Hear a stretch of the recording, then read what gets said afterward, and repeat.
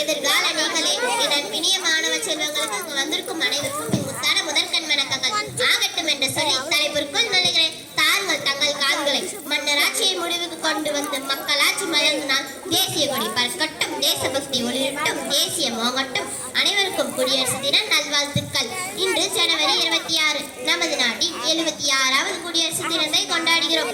நமது நாடு 1950ஆம் ஆண்டு ஜனவரி 26ஆம் நாளன்றுதான் பாரத குடியரசு நாடாகியது. எல்லாரும் ஓர் குலம், எல்லாரும் ஓர் இனம், எல்லாரும் இந்திய மக்கள் என்ற மகாகவி பாரதியின் வரிகளுக்கு ஏற்ப சாதி, மதம், இனம், மொழி கடந்து கொண்டாடும் விழா குடியரசு தினமாகும்.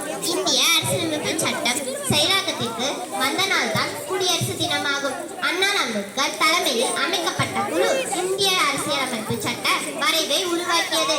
இந்திய அரசியலமைப்பு சட்டம் அரசியலமைப்பின்படி இந்தியா ஒரு இறையாண்மை மதசார்பற்ற ஜனநாயக குடியரசு நாடாகும். இந்திய குடிமக்களுக்கு நீதி, சமத்துவம், சுதந்திரத்தை தருகிறது.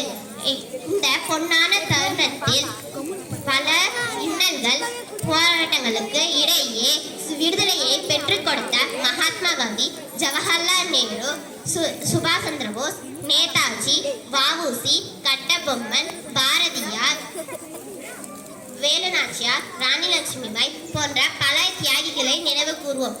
இவர்கள் பெற்று தந்த சுதந்திரத்தை காப்பது நமது முதல் கடமையாகும். 30 கோடி முகமுடையார் உயிர் மெய்ப்புறா ஒன்றுடையார் என்ற மகாகவி பாரதியின் வரிகளுக்கு ஏற்ப வேற்றுமையில் ஒற்றுமை கண்ட நாடாகும்.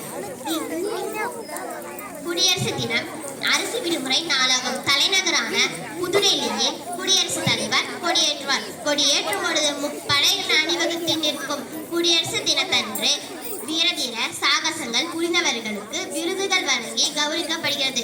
இந்தியன் என்பது நம் பெருமை, வேற்றுமையில் ஒற்றுமை என்பது நம் மகிமை. தாய் நாட்டின் மீதான பாசமும்